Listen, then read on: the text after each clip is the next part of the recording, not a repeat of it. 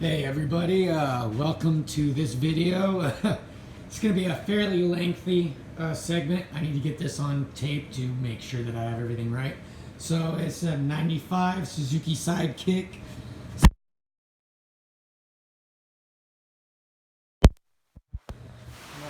My voice is going to be kind of low, but oh, no wonder I read that.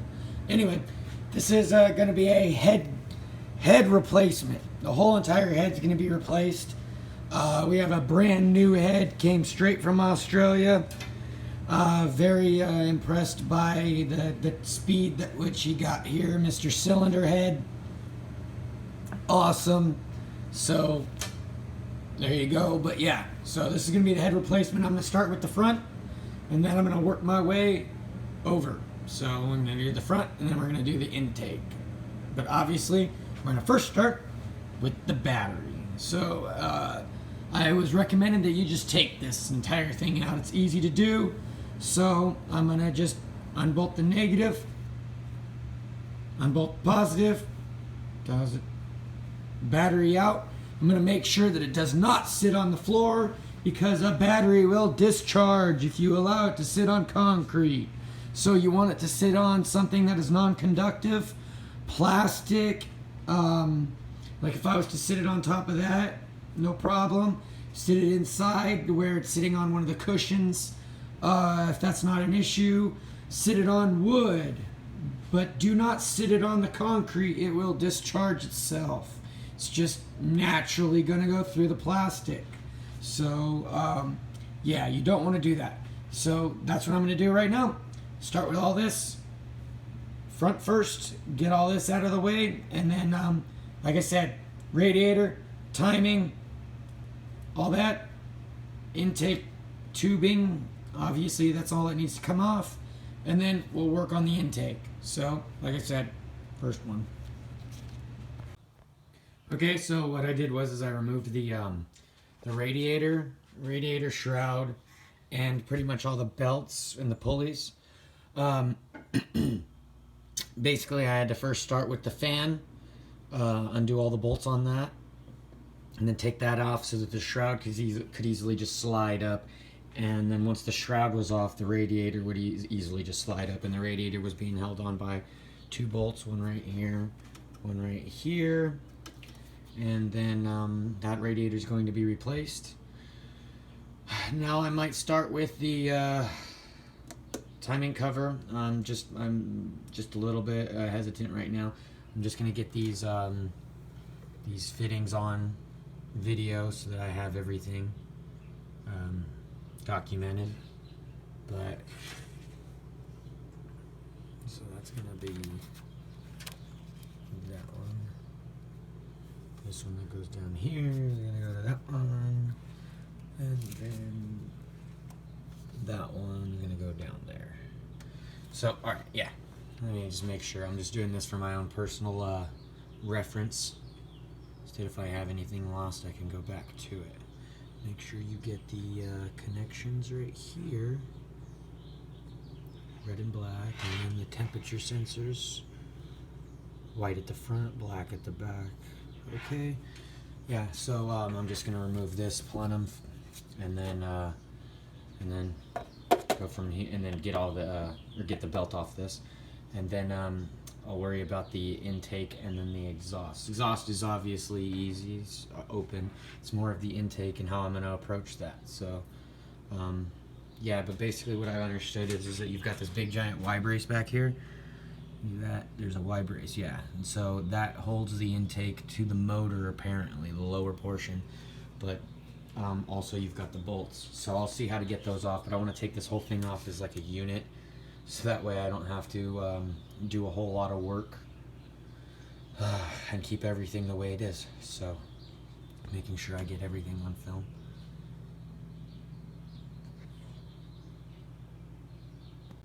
Okay everybody, after I took off the intake right here, I went and attacked the spark plugs. This thing apparently got so hot that it's melted pretty much all the spark plugs, or the wires to the plugs.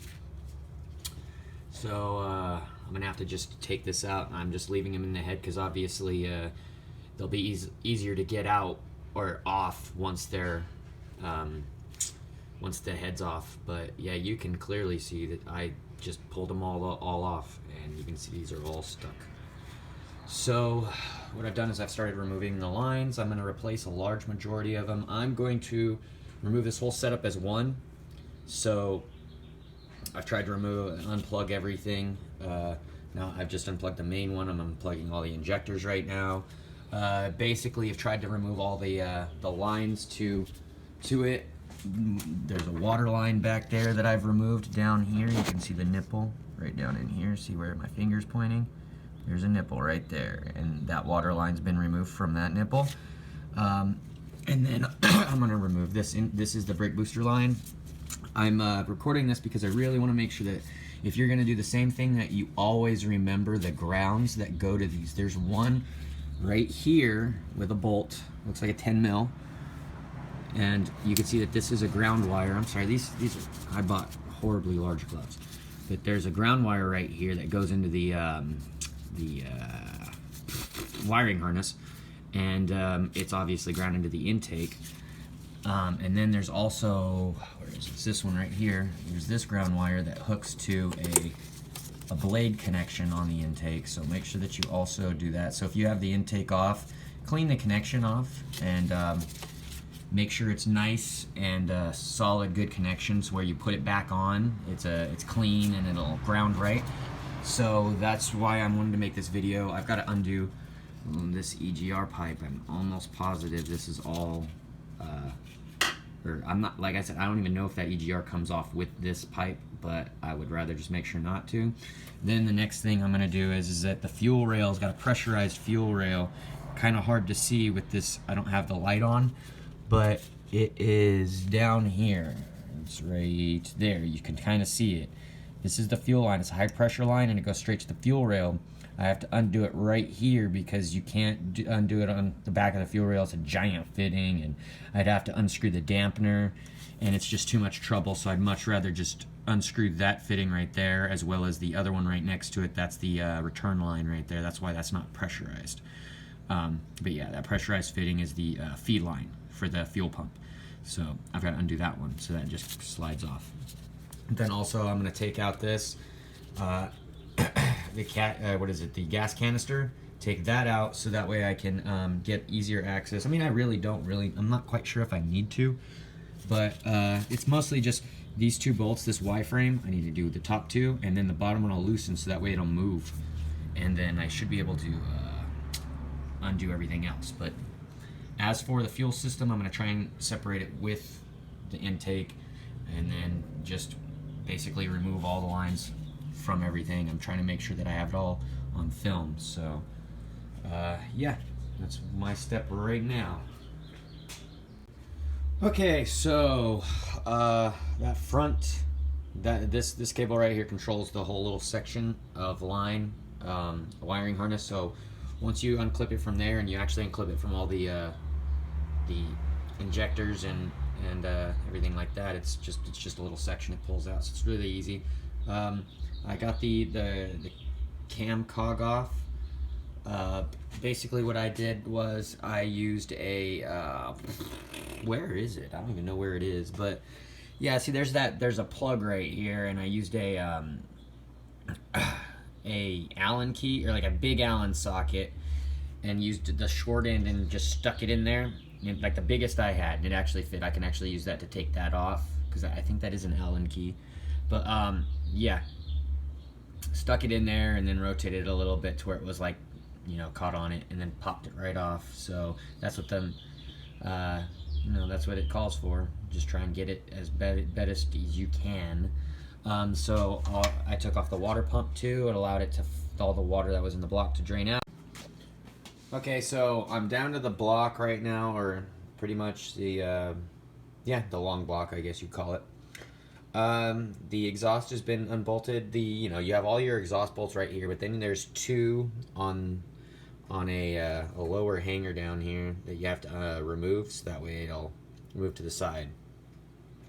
But once those two are removed, from the lower block, then this whole thing will just slide to the side, and you know, you want to tie it up or just kind of put it somewhere to where it doesn't ruin the gasket. The intake valve came off as one. I did a short video, posted it online, but I'd rather just do the whole thing in this one whole entire thing. I waited for the exhaust at the end. It was the intake. I started with the intake. I pretty much did all that I could. You can see that here's the lower pipe right here, the water pipe that goes from the water pump, and there's one. The lower rear heater hose doesn't, is attached to this pipe, and it goes straight in. So that's gonna be probably your intake, and that stays on because I mean it's just going to the firewall to that. The other one, I'm assuming the top one, that one goes to the head. So I'm not, like I said, I don't know which one's which, but obviously the water is gonna flow. The propeller is gonna cause water to flow through here and back to the head. So I just know that this one doesn't need to get undone. That one does. So I undid it on that side, and I'll just take the whole hose with it.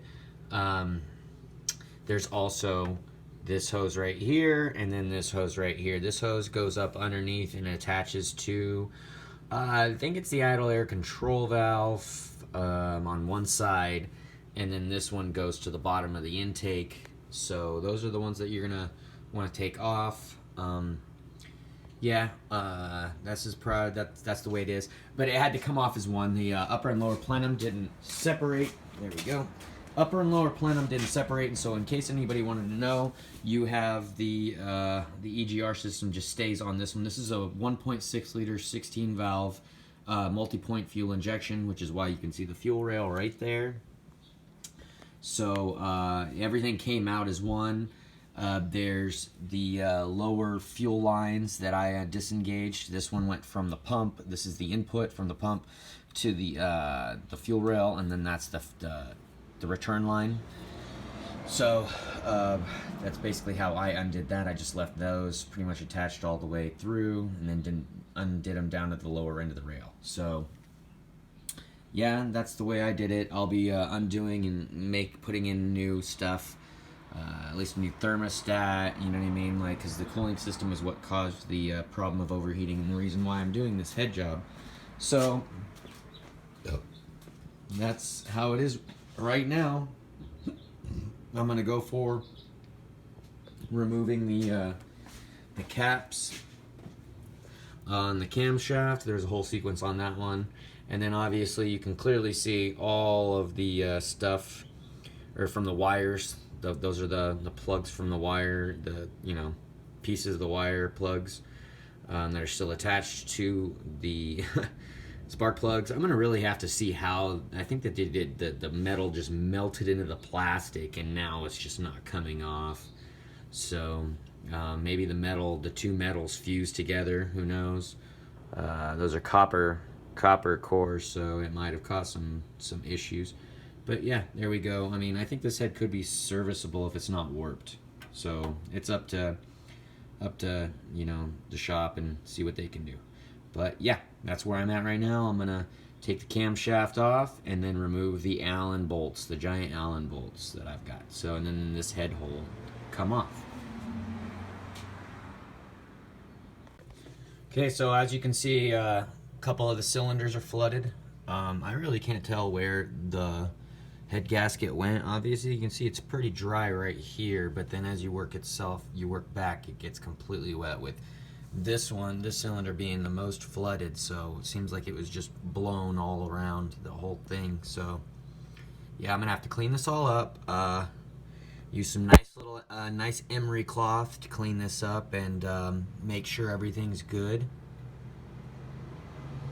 and everything will be okay. I can see these are little oil galleys right here, and you can see coolant goes through. What I'll do is I'll make sure every single one of these bolt holes doesn't have oil in them, because that'll mess with the readings on your torque wrench if you don't clean out those bolt holes as best you can. What I'll do is I'll take some Q-tips. I'll probably go through a whole pack of them maybe if there's a lot of oil in it, but take some Q-tips or some cotton swabs and stick them down in there and clean it out as best you can, because that's what's going to happen is that you will get false readings on your tightening. So when you hit that, when your torque wrench hits the spot, it's actually going to be a false reading because there's pressure being built up because of the oil. So you want to make sure you clean out all your head bolts very thoroughly. And like I said, take some emery cloth, something not too much. You don't want to scratch this surface at all, just enough to where you make it nice and smooth, get off all the old stuff, you know what I mean? A non-abrasive cloth would do. Something that's non-abrasive, that's not going to scratch up the metal. But yeah, that's pretty much where I'm at right now. Here's the old head. Took the other camshaft, took the camshaft out because the one in the new one is not the same. It's for, I don't know what that is. I think that's a something for the cam angle sensor, and so I probably won't need this camshaft. I'll probably sell it because we don't need it. But yeah, you could tell this is actually a Chinese milled, because you can always tell Chinese milled because of how big the ports are and how small the holes actually are compared to the other ones.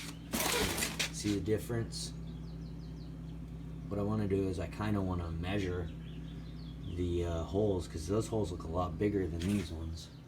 So I don't know, but whatever, it's gonna go on. So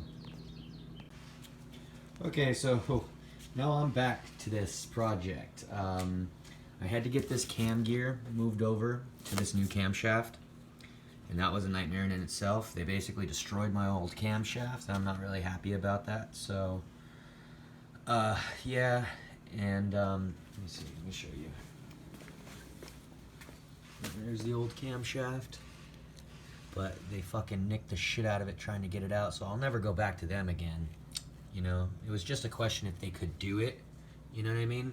They said, yeah, we can do it, but I wasn't understanding that was at the expense of the old camshaft, because I kind of wanted to turn this in or get this turned or whatever, you know what I mean? To where this can, you know, all the lobes can be redone, but there's no freaking way you're gonna get out the stuff on these. Yeah, no way. So this is a junk camshaft thanks to the shop. So, but here I am. I had to order 2 sets of head bolts because the stupid company that I ordered from sent me the wrong ones. These are the HBK 530 head bolts for this G16B engine. And so now I'm getting ready to get the head gasket going and using a Brillo pad to clean off the surface and get it as nice and clean. And then what I'll do is I'll buy some copper spray gasket and spray down the head gasket with it. It's in this kit right here, Permaseal kit. So yep, I'm getting there. So just to let everybody know, that's where I am. Okay, so I've cleaned up the block pretty well. I mean, it's the best I can do. And now I'm gonna basically replace this line right here, or yeah, this heater core line right here, because this line's massively what is it, eaten away right here in this little section right here. I mean, I can twist it over, but I don't want to get all that rubber, because it's literally like pasty rubber. I don't know what happened to it, but yeah, this was the one that blew, the one that goes to the back of the motor. That's the one that blew and caused this whole problem. But this one, I don't even know how this one didn't blow, but it's barely holding on. So I'm gonna replace this line right here, and any other lines that I feel I need to replace. I even might go so far as to start replacing these hoses, these other ones right here. I mean, they don't look too bad. I don't see too much on them, so you know what I mean, like they don't really look that bad. So I might keep these ones, but it would just be within my best interest to replace them anyway. So yeah, I'm just gonna start replacing everything, and then what I plan to do is use copper spray gasket to allow the head gasket to adhere. Just a slight coating on both sides. I've used it before. It works to keep it tacky. So yeah, letting everybody know. Okay, so now I'm gonna move some of the stuff from the old head to the new head. This is a water line that goes to the heater core. This is the one line that blew, actually. So I'm gonna put this on because it's at the rear. Anything that's at the rear of the head, basically you want to make it so when you're putting this back together, it looks exactly like the old one. So I'm gonna end up having to take all the studs off on both sides and put them back the same spots on the new head, as well as anything because this is at the rear, it's easier to just put it on right now and make sure that it's on, and when you set the head in, it's there. So that's what I'm doing right now. I wanted to make sure that the morons that messed up my old camshaft put this gear on right, because I didn't know if they put it on right or anything like that. So I put the housing on and slid distributor in, and yeah, it mates up perfectly. So at least I did something right. Now, yeah, I'm gonna put this on. Yeah, so just a recommendation for anybody. Okay, just so everybody knows that I always use the blue Permatex for water gasket stuff. These blue water blue gaskets, I don't really trust. I never have trust them on all the motors and everything I've ever done with a water intrusion. And I've always used the silicone, because I will use this gasket, but I always double up with the silicone. It's just, a lot of people will sit there and argue this and whatnot, but you know what I mean? They'll basically say, why don't you just slap the two together and be done with it? That this amount should work for just a regular seal. But I always just use it. It's just basically there to help seal this gasket even better. So I just wanted to let everybody know, because I'm kind of wasting time doing this. But yeah, when you do this, any water gasket, even on the intake at all or anywhere, just try and use blue Permatex or any blue or any water silicone gasket material that could help with the aid in doing an extra job on the top of this gasket. So just wanted to let you guys know. Okay, so now that I've cleaned that up, I'm taking out the camshaft, the new camshaft on this one. Everything's nice and good. I sealed up the water housing on the rear. Now I'm about to set this on, but what I wanted to do was, where is it? Sorry, there we go. I'm going to take some copper spray gasket, and what I'm going to do is I'm going to take this and I'm going to lightly coat the head gasket that's down in here. Where is the head gasket? It's going to be this one. Yes.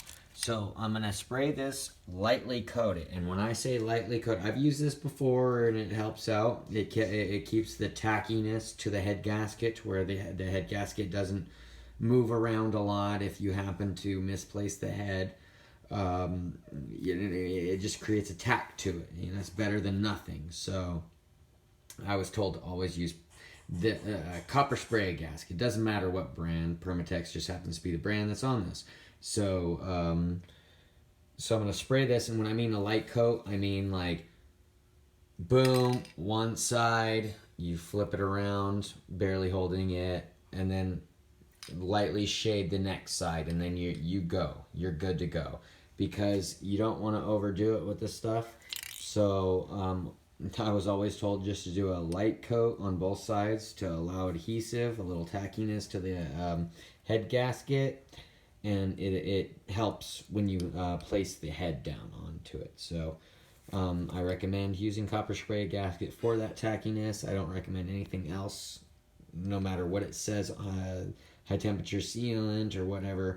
I'm just using it for a tackiness purpose, so that it keeps the head gasket where it is and not sliding around. So that's what I'm using it for. So I recommend it for that, and I've always used it for that. So there you go.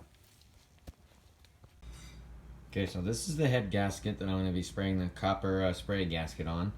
like I said, I'm gonna just be lightly coating this on both sides, and it'll be laid down just like that on the motor as it sits in this position right here. So basically this would be the passenger side on this side. But yes, it's going to go down like that. So I'm just going to lightly spray this and then set it down. Okay? Just letting everybody know that. I can't get it on a camera, but that's what I'm going to do. Okay, it was a pain in the butt to get the head gasket on with the head. Basically, you know, just to set it on there and everything like that. It was just a really pain in the butt. It took 2 people to get it right, and then I hand tightened the head bolts down, and so now I'm doing the sequence of 3 stages, and you do it in the sequence that it says. Fixkick does a really good job of fixkick.com does a really good job of explaining the head bolt sequence. And here it is. I think that's the tightening sequence. 1, 2, 3, 4, 5, 6, 7, 8, 9, 10. There should be the tightening sequence, and you just basically essentially do it in reverse. 10, 9, 8, 7, 6, 5, if you want to loosen it. And what I do is you do it in 26 foot-pounds, and then loosen, then tighten to 41 foot-pounds, then loosen, then and then tighten it all the way to 52 foot-pounds. And that's what he has as the foot-pounds for what's rated. So I just thought I'd let everybody know that I've already tightened to 26, and now and loosened them, and now I'm about to tighten them to 41. So. Okay, so the O-ring that I got with this one, I'm not sure if it's moving now, but might be. It wasn't large enough. It kind of just was flop, flop, flop, flop.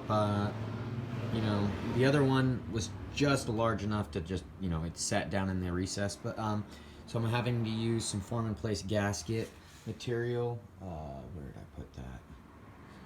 Professional. Huh. Anyway.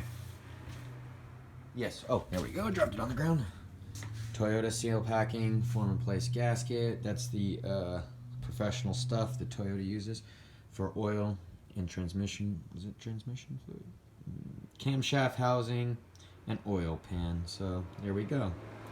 I should qualify.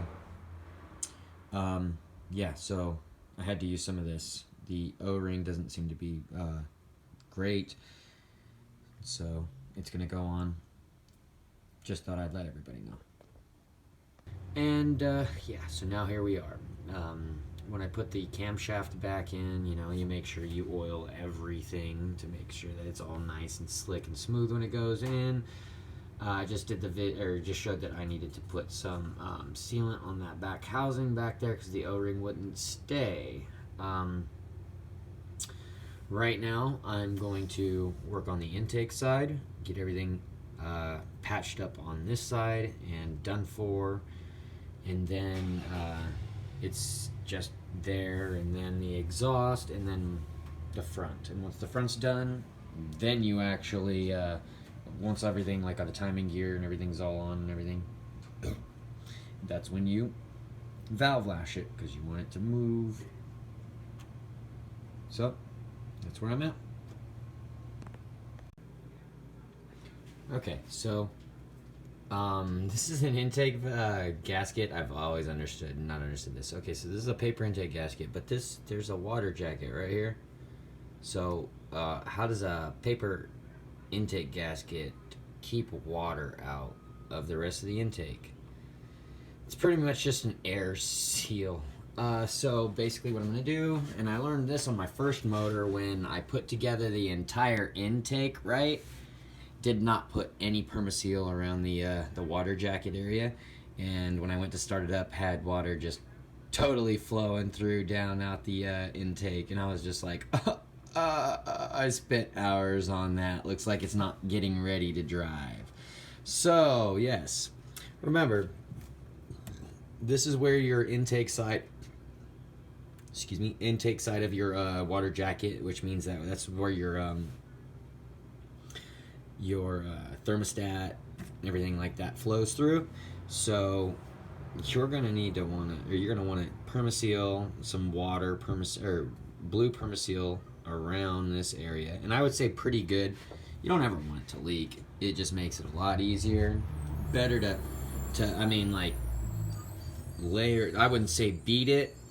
You smudge it, and smudge it thick, and that's what I do. I smudge it thick on both sides. So I'll be smudging it thick.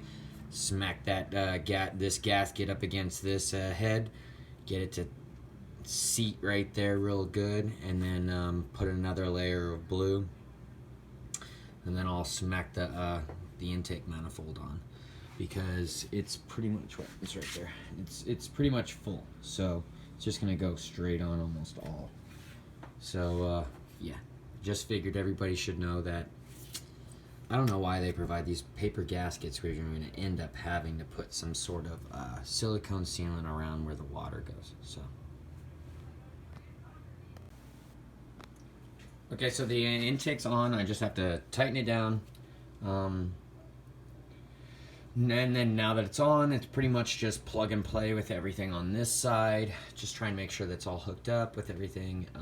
The vacuum lines need to go where they need to go. So if you did this, make sure that you either have a video log of how you did the vacuum lines, or you remember. So you can see that I added the blue at the front.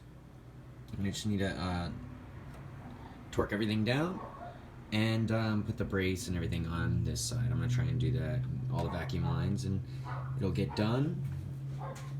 And then exhaust, and then everything on front after that.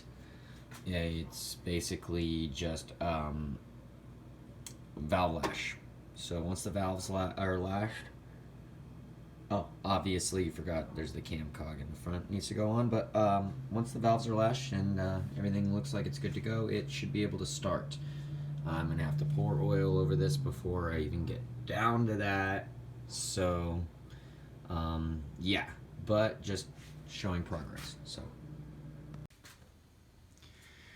yeah, so got a little carried away. So the intake's been bolted on. What I've done is I've connected pretty much everything to the intake from what I can understand. You have your upper vacuum lines to your VSV valves. So you want to make sure that you get those right. The sticker up here helps you. Always, I recommend that you always check out the sticker on the hood, just so that you know what your engine model might be. It might differ. It just depends on what emission standard vehicle it is. So just always look to the sticker. Hopefully that helps, because sometimes it doesn't on these vehicles. But I wish you the best of luck. So what I've noticed is that, yes, I did. You had your brake booster valve right here, connection to your full manifold. There is two ground wires that I wanted to make sure that was nice and clean right here. You want to make sure if any ground wires, to clean them out, make them good. So that I hooked up all the water lines up underneath here that go up through. One ended up right here. There's another one that ended up down here. There is right here. Yeah, there's one right here that I'm touching, right down below this thing. Yep, so you can see that line right there. And yes, so there's a couple of water lines that went through. So I wanted to make sure that I got them. Hooked up all the fuel lines that were down here. Okay, what else? I've added the EGR and the EGR bracket, or not EGR, but the EGR, this little bracket back here that holds the EGR modulator. I've added the modulator and put that all in. I think the only thing that pretty much what's left is the piece of line right here that has all the plugs in it. I'll put the cog on. I guess, yeah, the timing all comes after that. It's pretty much just that. I'm basically down to the timing. I mean, I'm just getting on the exhaust manifold now. So once that's done, it's got the new gasket. Once that's done, I mean, it's pretty much like the timing. And then I'll valve lash, oil it up before I valve lash, and valve lash, and then make sure everything's good to go, and then start it up. So yeah, you can see that this has been quite interesting. Okay, so I'm pretty much hooked up now. I didn't put on the front. There's a front hook right here. I didn't bother putting that one on. There's the one back there. Really, I didn't bother putting that one on, so I don't think that it really matters at this point as long as I continue to go. What I'm going to do is I'm going to put the center cog bolt on. I want everybody to know that this is 50 pounds of torque. It's not very much. I can't even believe I didn't bring that piece of paper out. Maybe I did. There we go. I've got the two important things I really care about. It's 46 pounds for the cam bolt. And then the idler bolt is 20 foot-pounds. I'd rather not get those two really, messed up. The other ones are pretty much just literally 10 foot-pounds is not that much. A lot of them are like 7 to 8 to 10 foot-pounds, and those are like the very small. Because this is an aluminum head, you're going to strip a lot of bolts if you try and torque them down too much. So that one I'm going to put on, and then you utilize this center. What is it? It should be. It's an Allen key. So utilize that Allen key to keep the cog still, and then just torque it down. And then I'm going to valve lash everything. The valve lash settings in the book. See, this is a 95 Sidekick, so it's going to be 95 right here. California model, so I'm going to go all the way down. And 0.05, I think is, says 2-door 8-valve motor, so I don't want that. So it's going to be 0.07 and then 0.06 because that's a cold engine. So that's why I'm going to end up having to do this cold. I can't start it. So there we go. And then the gaps, spark plug gap specifications are in here, 0.029. And then, yeah, I mean, I'm pretty much down to the whole timing issue and getting this thing back into order. I just had to go get a water pump gasket because the water pump gasket was not actually included in the head gasket set. And I guess, you know what, in all honesty, one of these would probably make or break a set. I would basically have to say that now that I've dealt with two different sets, and I've never had this problem before because I work with Toyotas usually, and the Toyota head gasket set that I've ever gotten had the water pump housing on it. I don't know if that's just because you have to take it off, but I mean, technically with this, if you're going to get down to the head gasket, you have to take off the water pump, so that way you can drain most of the motor and all the water that's still left in the block. So it should be technically considered in with a head gasket set, so I don't know why this one didn't, but had to go pick up a water pump gasket. So I think that if you find one with a head gasket set with a water pump gasket in it, that's a top quality set. And if they don't, any of them don't come with them, then yeah, that's something they really need to consider. But that's how they make their money. So that's what I'm going to do right now. I just needed to buy just a little bit of gasket sealer. I have some, but it's at the end of the bottle. I've been using that bottle for years. So I'm at the, I don't want to run out halfway in the job. So I decided to just get some blue gasket sealer. And yeah, a lot of people just use the paper gaskets and say, why are you using sealant? Well, you can either use one or the other. That's what they argue, but I use both. Kind of gives me that extra assurance. So you can use what you like. This is your the project is yours to do. So it's like I'm doing this my way. So okay, now I'm back live again. So I've already taken the number one spark plug out to find out where top dead center is, and it's exactly at top dead center. Crank cog is at the 12 mark. If you can see it down there, and if you can't, let's just get you down there, because I'm not gonna say it just gets shitty working on this thing in the car. But yes, you can clearly see the crank cog is at 12 o'clock with the oil pump. So yeah, it's basically right there, pointing at it. Now I've got the timing. I've got it set to number 1 because I've been doing it to number 4 and it's not working. That's 6 o'clock right there. It looks to be about. I mean, I'll probably end up wiggling it back just a little bit for fucking. But if you look at the timing mark on that one, that's not directly at 12 o'clock. It looks to be slightly at 12:30. So I put that one at like directly right across from it. If you can kind of fucking see. Excuse my language. Yep. So, okay, now with the distributor over here, and for some odd reason, yes, everybody was right. This is an aftermarket distributor rotor, and it's an aftermarket distributor, and it's an aftermarket distributor cap. So this distributor does not look anything like the one in the picture that's pictured for fixed kick, where it's got the number 1 position for the number 1 cylinder. That's not the way it is. What I did was I placed this cap directly over it the way it was, and you can clearly see it goes that direction, right? I put it on, and I marked where the number 1 cylinder was on the cap. Basically what I did was I looked at where that little thing is, put a mark right there, so it should be right on that spot when it's firing. So, well, now I've gone through all the spark plugs. It goes 1, 3, 4, 2. So the firing order is exactly correct than that mark. And it's kind of hard to tell from the phone, but it is lined up pretty well with that mark. So that's number 1. So